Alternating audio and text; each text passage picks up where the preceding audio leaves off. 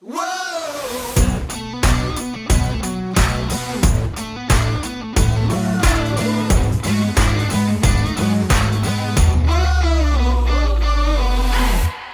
to the What's Up Verdict podcast, where we fashion ourselves television judge and jury. My name is JJ Crowder. I'm here with my co-host, Mattson. Scared the shit out of me. And Alec Burgess. I give up. I can't do that one. Let's get it. I was not prepared for the freaking Porky Pig. That was good. He got me. Yeah, I jumped. I was like, oh, shit. All right, well, that was fun. Yeah, we appreciate you tuning in. Welcome to the podcast. We are going to be talking about She-Hulk, season 1, episode. What are we up to? 7? Episode 7. Thank God, only 2 more episodes. Okay, this wasn't the worst episode, but I feel like it's because the rest were so terrible, except for one other one, that this one just felt better. I think it's because you had so many other side characters that took up all your screen time. That could be true. You didn't focus on She-Hulk and the god-awful. I mean, let's just address it, though. The therapy scene, gotta be honest, they totally killed that. Pretty awesome. Yeah. Like, I mean, the whole from Blonsky to the Bull Man or whatever. Man-Bull. Man-Bull. The vampire. Name. The vampire. I love that. Offered was like, I bet Jen is like a pretty great person, or whatever. And then Ann Tacy's like, oh snap! Like I messed up. Someone all their little side comments. I have to be honest. Like that whole the whole compilation of those scenes. I love that. I absolutely loved it. It was quintessential what Marvel can do very well, and they really knocked that out of the park. But again, most of that really doesn't have anything to do with the problem with this series being the overarching what the hell is actually happening. And I know we had the little phone downloading scene and trying to get her blood. Maybe they did. But still, they keep just like punting whatever they're trying to get me excited about to the next episode. Problem is, they're probably not going to really allude to it till the 9th and final episode. And I don't really care that much. But this episode is a standalone, whether it's because JJ said we have our standards so low, I really did, as a standalone, quite enjoy this episode overall. Well, I had a problem with the bad guy ending because it does away with the last bad guy ending. Because last one, in the lab scene, they got this big-ass hypodermic needle that's got to go through She-Hulk's skin. Kind of defeats the purpose if your new bad guy gets Jennifer Walters' blood. Same blood. But you don't need the big ass needle for it. How did he get it though? I don't know. Looked like he got it. But I mean that was he said he got it in the weird picture message that he sent at the end. So are there like 2 different people who are after her blood? Could be. Then why haven't they shown us at least one of them? Well, and so I guess that's the question is, because I could see there being 2, right? There's one group that want her blood in order to create more Hulks. And then we've seen that website that wants to figure out how to kill her, in which case maybe they want her blood to try to find a weakness. So I could see there being 2 groups to kind of make you think there's one. But I'm with you. I was like, that was a weird final scene with where's the giant syringe? Like, I wanted to see them pull it, because that'd be a funny fucking joke, right? Like, she's standing there, they pull out this syringe, and she's like, I hate needles, or something like that, right? Like, that'd be a great fourth wall break moment where she looks over and goes, I never tell you I hate needles. Like, that shit would have been funny. Now I feel like we're going to be missing out on a great joke. My question to JJ, previous with Hulk's, like, when Hulk is in danger, Hulk just, like, even when, doesn't Bruce Banner try and kill himself at some point in one of them? And Hulk just obviously doesn't let it happen. I thought if someone was trying to poke her with the needle at some point, her inner Hulk, or it would just Hulk out, as she said, hulking out, or whatever her phrase is. I thought it would just prevent stuff like that from happening, because that's what Hulk with Bruce Banner does. But I don't know if there's a difference there. Something I was thinking about. Yeah, so one of the big differences is, well, especially if you talk about Bruce Banner and the Hulk when they were 2 separate personas, that was why the Hulk would take over in moments like that, and Banner had no control over it. It's because she has control, though, is what we're saying. Okay, correct. And when Smart Hulk is created, like, he can't come out of the Hulk form. His is a little different that way. Like he can't just decide, which is interesting because of the Abomination's ability to do that, whereas the Hulk still can't. Like regular Bruce Banner Hulk still can't. So that's the big thing is Smart Hulk on Hulk's side, he just stays Hulk all the time. And then with her, she can phase in and out of it, but she has to make that choice consciously or the emotions take control, but she's still doing it on her own. It's not a protectionary type thing. It's an emotional thing for her. So that's the difference. But Okay.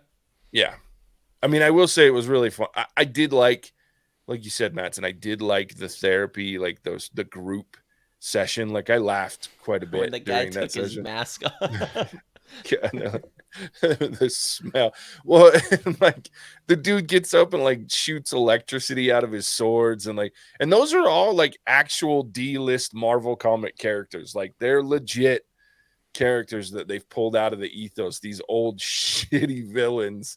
So and in fact the El Aguila is a mutant. Not just he's a mutant. So I don't know how they'll play that off, but yeah. And then the other one, Saracen, he's only been in a few comics, I think, but he was always in the Blade comics. Like he was one of Blade's villains that he fought. He's a terrible villain, but yeah, Man Bull and all those guys. It was great, like great fun. But I also enjoyed the no talking first few minutes where she's like sweating bullets over her phone. Oh Just gosh. because I've seen people do that shit, like it's hilarious. I thought I've that been was really there. good. I've Yeah. definitely been there before. Like, and that they did a good job of relating. Like you go through it a little bit where you have your phone around, like any little, you get the phantom vibrations. You start to kind of just look at your phone. You keep it close to you. Take it everywhere. And then at a point, you kind of just don't want your phone around at all. You just get tired of it. You hate it. You're like, what is happening? And then you start to like. I loved when she was driving and like pulled it down and trying to refresh it. Like, oh, like maybe now. And then at some point you get desperate and you text again. I love when the group responded like, "Oh no, you sound so desperate. Like, what are you doing?" Like, and how they went through all that line. Like, most human beings on this earth have been there at some way, shape, or form. Being that individual that's waiting for a text that either comes way later than expected or never comes at all. Well, I did laugh really hard at when they were reading her text, making her read her text that she sent. Because I've been in that group where you're like, oh, why would you send that? Or even worse, like you're sitting around, what do I send? And so you help them type out their response. I love that shit. I had a great time with that too. JJ's been there with me. That's fair. That is fair. You always need a friend that can help you analyze the situation and try and figure it out. Mm-hmm. And sometimes I liked how this he did ghost her, and it's not you more times often than not. It's not the outcome we want it to be. It's also true. Don't call me for my opinion. You won't like the answer. I wasn't Call one of these two. I wouldn't say that my advice was always like on point or nice, I guess. I was pretty Yeah, blunt most of the time. JJ's pretty real about it, and I'm Yeah. the same way. Like I've seen the good, I I've seen mean- the bad. That's fair. Like I try to deliver it in a nice-ish way. I wouldn't Nope. be like Alec and be like, get him. Get rid of him. Get rid of him. That's what that shit would be. I just made my own intro. I haven't done that in a while. Yeah, I will say that the one thing that bothered me about the episode is the wild, predictable ending that he was there for her blood. Like, I knew that shit at the end of the last episode because or in the middle, like as soon as he's like, "Well, I kind of like Jen," I'm like, "No, you don't." I was like, "Stop it." I was like, "Ugh." But I did like. I think my favorite part of this episode, outside of the chaos and the funny, was her moment of real, like where she's talking to the group and she goes through the whole of emotions of everyone, like the whole comparison where there's that person that's good at everything and you just wish that you could be them for a day. And she's like, I have that person in me. Like, I thought that was a really interesting, well-written scene. And that's the part that kills me about this show, gents, is that when there's brilliant moments, it's fucking brilliant.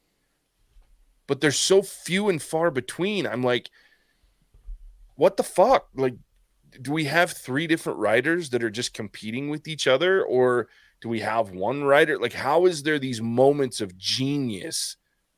And then there's shit shows like a fucking standalone wedding episode that did nothing for the story. Like, I just don't. It introduced Josh. Yeah, but for 35 fucking minutes for nothing. The guy's in it for 30 freaking seconds in both. Oh, it just annoys me. It's just bad writing, and it's frustrating. I think you have one writer with 5 personalities. Could be. And each personality has had its turn at writing a show. And they haven't done a very good job. I will say, when you have not pulled me into a show, I start to overanalyze and rip it to pieces. Sure. Like, for example, if I, as Jen Walters, had my car smashed by Manbull, I would turn into She-Hulk and run to where there's service or a tow station. I thought the same thing, just so you And know. I would not stick around in hippie hell to be a part of a therapy group session. I would be gone. Yeah. I thought the same thing. When she was standing there, and I was like, just turn into She-Hulk and jump like 6 times and you'll find service. Yeah. Yeah. You're not trapped there. Yeah. And I think the idea was to show that she actually wanted to be there and have like the human interaction, but they leaned so hard into her bitching and moaning about it instead of like seemingly being put out by it, you know?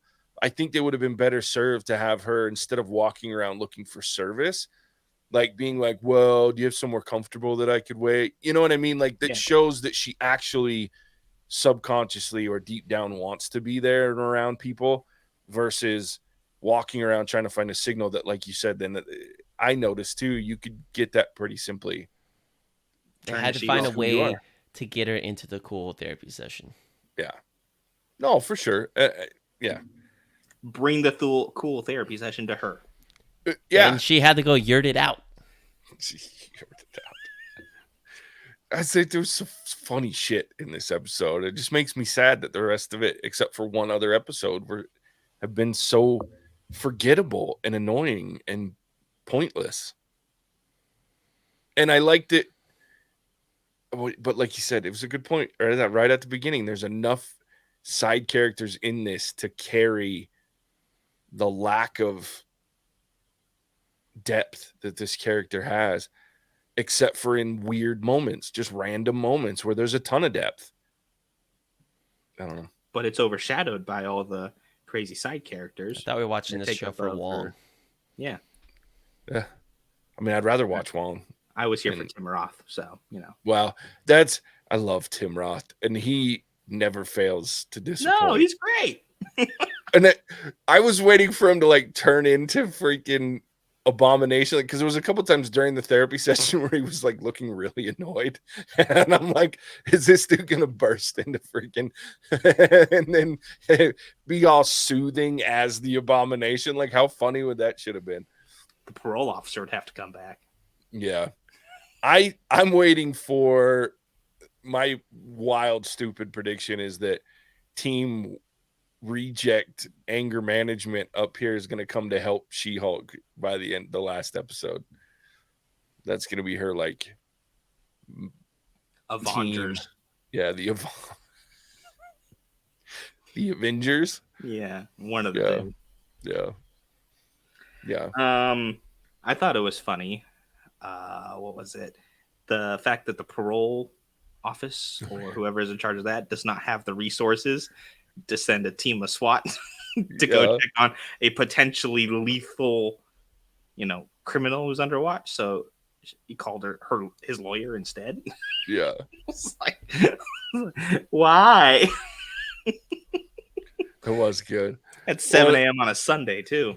Well, and I love that he's sitting there talking to Blonsky, and he's like looking at her going, can you switch? Like, and so while we have this conversation, because what if I make him mad or something? Like, I just love that he made her stand there the whole time as She-Hulk. Oh, It was a funny episode. It had its moments. Yeah. It was, yeah. But I'm always so grumpy when I start watching it that I'm just like, Yeah, I'm this just is like not going to already be good. upset Yeah. that it doesn't help. Yeah. Ugh. It's too bad because I think I would have loved this show if they had made it 6 episodes and had a point. Still But we got don't even two. know who the bad guy is. Yeah. Oh. I You thought already know maybe at we this were going to point, get I mean, right revealed. now it's 4 hours keyboard. in. It's keyboard warriors. Yeah, that's Yeah. fair. Well, and I thought for a minute there that, and this is how bad the writing is, that I was like, it wouldn't surprise me if Emil Blonsky turns out to be the bad guy. Like, I don't think that's the way they're going after this episode, but I thought, because I even right down to the moment where she leaves, she gets in the tow truck and leaves, and the 5 of them are standing there.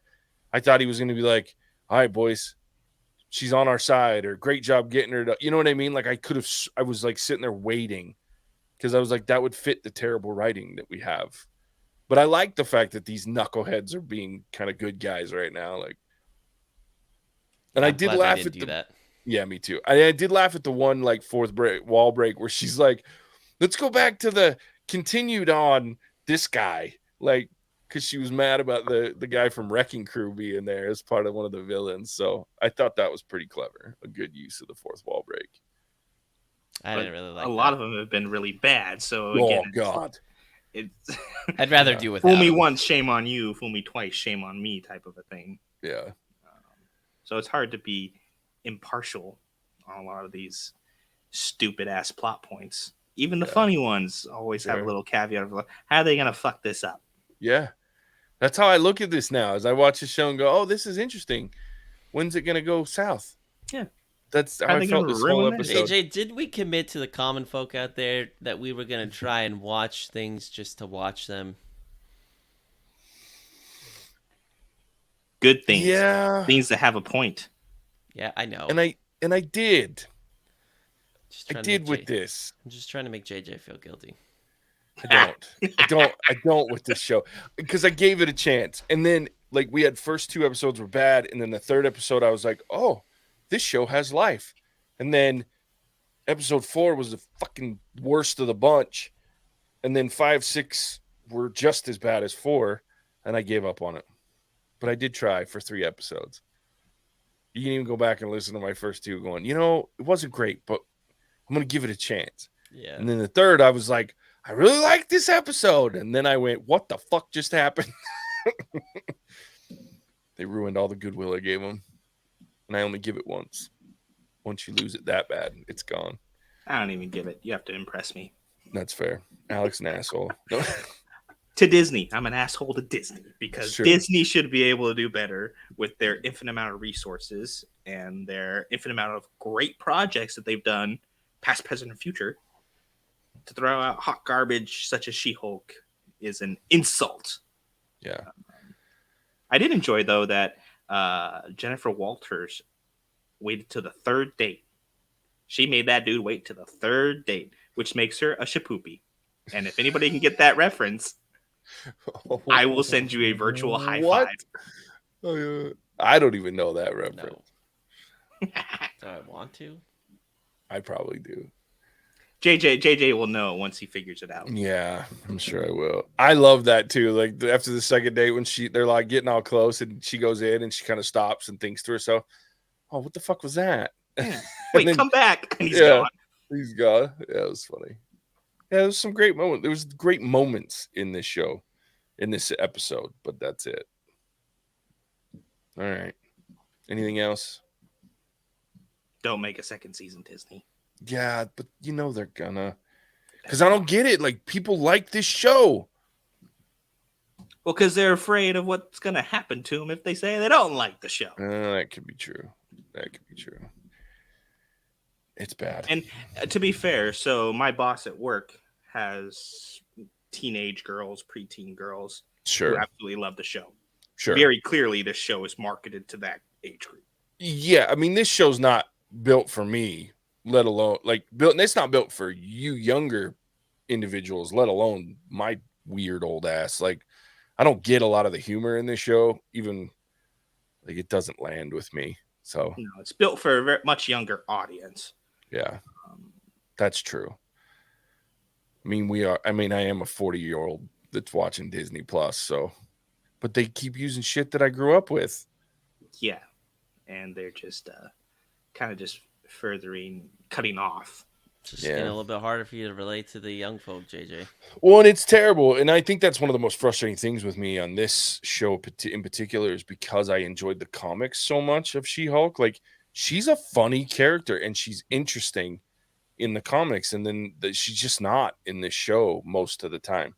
When she is, she very much is, but most of the time she's just silly. And I don't. There's a difference for me between silly and funny. In this show, most of the time she's silly, and I want her to be funny because in the comics she was very funny. So, and the people who are enjoying the show are the ones who really didn't grow up on the comics. So this is their No. first kind of interaction with She-Hulk. So I see where Disney is going, but Sure. you can have the silly, funny, initial great character aspect and still make a good fucking show out of it. Yeah, it should be the opposite of what it is, right? We should have these great moments, character pieces, and then you have silly moments to tie the kids into this and have them enjoying it versus 90% of the show being silly and stupid and pointless with 10% of an interesting concept or, a good serious character moment. And I just think they got that ratio wrong. But I guess that's what happens. I mean, the writer of this show and the showrunners, younger generation, they're the new blood, right? So they're doing things that, God damn it, I hate getting old. Anyway. Shit's ruining pop culture for me now too. All right. Well, that's all I got. I don't got anything else. I'm out. Okay. We'll see you next time on the Jolly Green Shit Show that is She-Hulk. That's my new catchphrase for this. I don't know where it came from, but it's stuck. And so that's what you guys are going to have to hear for the next 2 episodes. For those after this listeners that are listening to this, don't say we don't love you. We do this for the common folk. I want someone who likes the show to explain to me why they like it. I'm interested. Open invitation. Like, educate me on why this is a good show. Yeah. Throw us a comment, throw us an email. Well, I'll invite you on the episode if you've got good points. I don't want you to just come on to be a dick, but if you want to talk about the show for real, I'll debate with you. And I know Alec will. Oh, yeah, but I'll be Mattson will sit and listen and laugh at us. So, but I just want to know because I'm curious. I don't see the appeal. Unless we're talking about aspect ratios or other things like that. For the sun. For the sun, I'm just not going to get passionate enough about it. True enough. All right, Mattson, tell everybody where they can find us. Yeah, first and foremost, just want to give a shout out to our new Patreon page. So you can go to What's Our Verdict podcast on Patreon and see our 3 different tiers. You can vote on some of the things that we'll be reviewing for the upcoming months is one of them. You can get access to trailers that we are reviewing on a month-to-month basis. And if you really want to get in there for our Cinemagic JJ status, you can be a part of recommending well, you don't get to. You just tell us what you want us to review on a quarterly basis. You get to pick, like Charles has been, what the dumb things that we're gonna watch. So there's a few other things in each of those tiers, but encourage you all to check it out. Throw us a bone, help us keep the podcast going. But we appreciate your support, and obviously, listen to us wherever good podcasts can be found: Apple, Spotify, others. Just search "What's Our Verdict" reviews, and then check us out on TikTok, Facebook, and Instagram at "What's Our Verdict." Our website's currently going through a facelift right now, so we're excited about that revamp, and we'll catch you all there soon too. But email us at hosts@whatsourverdict.com as well if you just want to chime in with us and kind of shoot the shit. Yeah, cool. Thanks, Mattson. All right, there it is. We appreciate you tuning in. We'll catch you on the next one. Bye. Cinemagic out.